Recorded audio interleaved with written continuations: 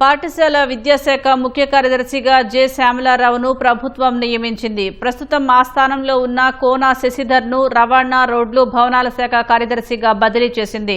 గోదావరి పుష్కరాల ప్రత్యేక అధికారి బాధ్యతల నుంచి వీరపాండ్యన్ను తప్పించి పురపాలక శాఖ ముఖ్య కార్యదర్శి సురేష్ కుమార్ను నియమించింది. దీర్ఘకాలంగా సెలవులో ఉన్న అమ్రాపల్లితో పాటు వీఎంఆర్డీఏ కమిషనర్ తేజ్ భరత్ను సాధారణ పరిపాలన శాఖలో రిపోర్టు చేయాలని ఆదేశించింది.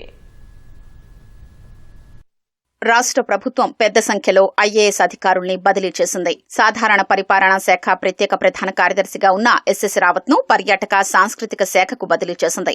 ఆయనకు క్రీడలు, యువజన వ్యవహారాలు, సాధారణ పరిపాలనా శాఖ ప్రత్యేక ప్రధాన కార్యదర్శిగాను పూర్తి అదనపు బాధ్యతలు అప్పగించింది. సాధారణ పరిపాలనా శాఖ ముఖ్య కార్యదర్శిగా ఉన్న జె శ్యామలరావును పాఠశాల విద్యాశాఖకు బదిలీ చేసింది. సాధారణ పరిపాలనా శాఖతో పాటు ఉన్నత విద్య, నైపుణ్యాభివృద్ది, శిక్షణా శాఖ ముఖ్య కార్యదర్శి పోస్టుల్లోనూ పూర్తి అదనపు బాధ్యతతో ముఖ్య కార్యదర్శిగా ఆయన్ను నియమించింది. పాఠశాల విద్యాశాఖ కార్యదర్శిగా ఉన్న కోన శశిధర్ను రవాణా, రోడ్లు, భవనాల శాఖ కార్యదర్శిగా నియమించింది. పెట్టుబడులు, మౌలిక వసతుల శాఖ కార్యదర్శిగాను ఆయనకు పూర్తి అదనపు బాధ్యతలు అప్పగించింది. పర్యాటక శాఖ ప్రత్యేక ప్రధాన కార్యదర్శిగా ఉన్న అజయ్ జైన్, ఆర్ఎండ్బి ప్రత్యేక ప్రధాన కార్యదర్శి ఎంటి కృష్ణబాబు జూలై నెలాఖరున పదవీ విరమణ చేయడంతో ఆ పోస్టులు ఖాళీగా ఉన్నాయి. ఇప్పుడు ఆ పోస్టుల్లో రావత్, శశిధర్ను నియమించింది. కర్ణాటక క్యాడర్ నుంచి ఇటీవల డిప్యుటేషన్ పైకి ఏపీకొచ్చిన హెప్సిబా రాణి కొర్లపాటిని గృహ నిర్మాణ శాఖ ప్రత్యేక కార్యదర్శిగా నియమించింది. గృహ నిర్మాణ సంస్థ వీసీ, ఎండీ, ఏపీ బలహీన వర్గాల గృహ నిర్మాణ కార్యక్రమం కమిషనర్ పోస్టుల్లోనూ పూర్తి అదనపు బాధ్యతతో ఆమెను నియమించింది. గత నెలాఖరు వరకు గృహ నిర్మాణ ప్రత్యేక ప్రధాన కార్యదర్శిగా అజయ్ జైన్ ఉన్నారు.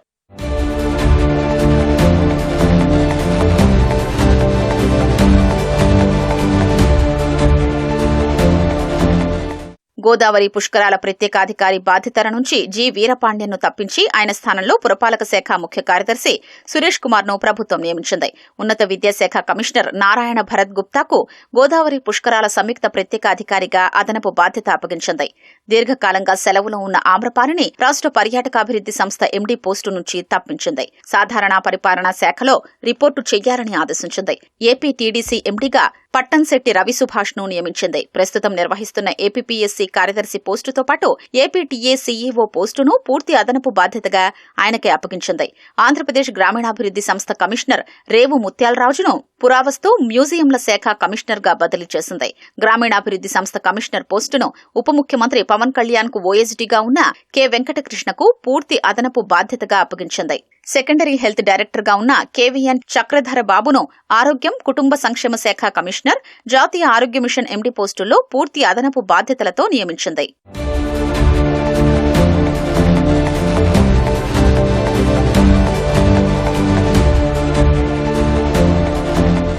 గృహ నిర్మాణ సంస్థ వీసీ, ఎండీ పి అరుణ్ బాబును ఔషధ నియంత్రణ సంస్థ డైరెక్టర్ జనరల్ గా బదిలీ చేసింది.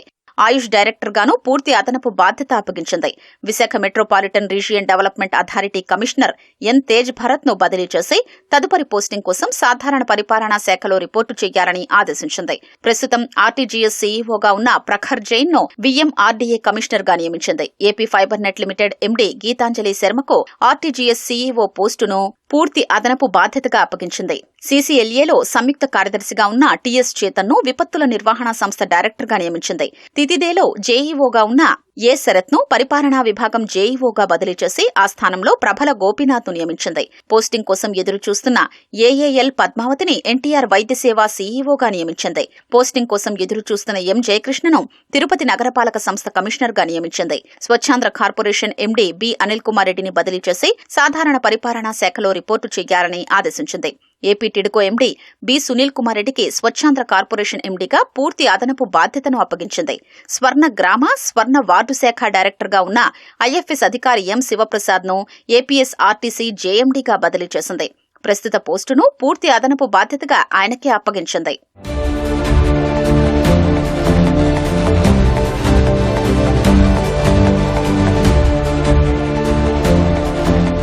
ప్రస్తుతం చిత్తూరు కలెక్టర్గా ఉన్న సుమిత్ కుమార్ ను ముఖ్యమంత్రి కార్యాలయంలోకి తీసుకునే అవకాశం ఉంది. ఆయన పేరు సీఎం పరిశీలనలో ఉన్నట్లు సమాచారం.